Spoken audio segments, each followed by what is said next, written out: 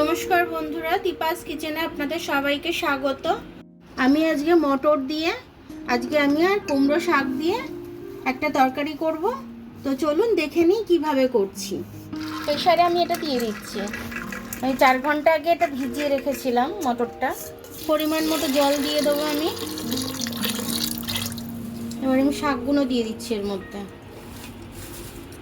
শাকগুলো আমাদের গাছের শাক, তার জন্য খুব টেস্টি হয় শাকটা, বিনা সারে তো ভীষণ টেস্টি শাকটা। সে কারণে আমি ভাবলাম যে ঘুগনি দিয়েই একবার করি শাকটা। আলুগুলো দিয়ে দিচ্ছি, নুন আর হলুদ একটু দিয়ে দেবো। আমি হলুদ দিয়েছি, এবার নুনটা দিয়ে দিচ্ছি। একটু উপর থেকে জলটা দিয়ে দিচ্ছি যাতে নুনটা আর হলুদটা তলায় চলে যায়। এবার প্রেসার কুকারে আমি ঢাকনাটা দিয়ে 2টো সিটি মারবে নামিয়ে নেব। এবার আমি প্রেসার কুকারের ঢাকনাটা খুলে দেখে নিচ্ছি যে এটার মধ্যে, প্রেসার কুকারটা খুললাম, এবার দেখছি আমি সব সেদ্ধ হয়ে গেছে কিনা। সবটাই সেদ্ধ হয়ে গেছে, দেখছি মটরগুলো সেদ্ধ হয়েছে কিনা। মটরগুলো খুব সুন্দরভাবে সেদ্ধ হয়ে গেছে। এবার আমি তেল দিয়ে দিয়েছি, তেলটা গরম হয়ে গেছে। এবার আমি পেঁয়াজগুলো দিয়ে দিচ্ছি। 3টে বড় বড় পেঁয়াজ কেটে নিয়েছি আমি। এখানে আদা আর কাঁচা লঙ্কাটা আমি পেস্ট করে নেব। পেঁয়াজটা আমি ভেজে নেব।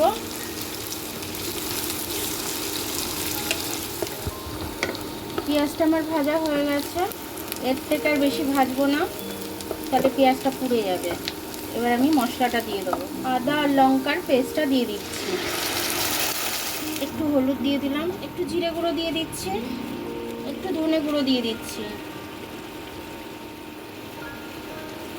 একটু গুঁড়ো লঙ্কা দিয়ে দিলাম ঝালের জন্য।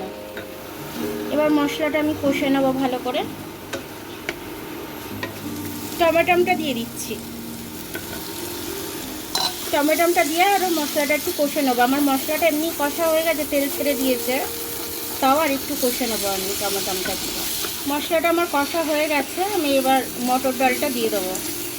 আর কুমড়ো শাকটা একবারে দিয়ে দিচ্ছি আমি এর মধ্যে। আমি মশলাটার সাথে ভালো করে মিশিয়ে নিচ্ছি, নিয়ে কিছুক্ষণ ফুটতে দেবো আমি। এটা একটা নতুনত্ব রান্না, মনে হয় না আগে কেউ এরকম ছেড়েছে। এটাকে এবার আমি ফুটতে দেবো, একটু চিনি দিয়ে দেবো।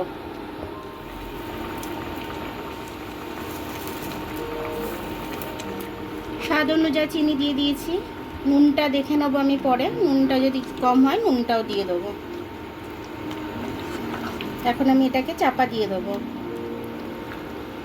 আমি এটা একটু দেখে নিয়েছি, নুনটা কম হয়েছে, একটু নুন দিয়ে দিলাম। 10 মিনিট ফোটাতে দিয়েছিলাম, 10 মিনিট ফোটাতে দিয়ে এবার আমি দেখে নিলাম যে হ্যাঁ পুরোপুরিভাবে সুন্দরভাবে আমার সবটা হয়ে গেছে। তরকারিটা, আলুটা, মটরটা সব সুন্দর হয়েছে, খেতেও খুব টেস্টি হয়েছে। এবার আমি এটাকে নামিয়ে নেবো, আর রাখবো না। দেখুন বন্ধুরা, ঘুগনির মটর দিয়ে আমার কুমড়ো শাকটা খুব সুন্দরভাবে হয়ে গেছে। খেতে কিন্তু খুব টেস্টি হয়েছে, খুব অসাধারণ হয়েছে। আপনারা একদিন করে খেয়ে দেখবেন। খেয়ে দেখলে আপনি বুঝতে পারবেন যে জিনিসটা খুব সুন্দর। এটা একটা নতুন ধরনের রান্না, তো আপনারা যদি এটা বানিয়ে সবাইকে খাওয়ান কিংবা নিজেও খান, আপনি তো বাড়ির সবার মন জিতে নেবেন। আমার ভিডিওটা দেখার জন্য অনেক অনেক ধন্যবাদ। আমার ভিডিওটা যদি আপনাদের পছন্দ হয়, লাইক, সাবস্ক্রাইব, বেল আইকনটা একটু টিপে দেবেন। আর যদি ফেসবুক থেকে দেখেন তাহলে লাইক আর ফলোটা একটু করে দেবেন। আবার কাল দেখা হবে নতুন রেসিপির সাথে। ততক্ষণ আপনারা ভালো থাকবেন, আমি আসছি।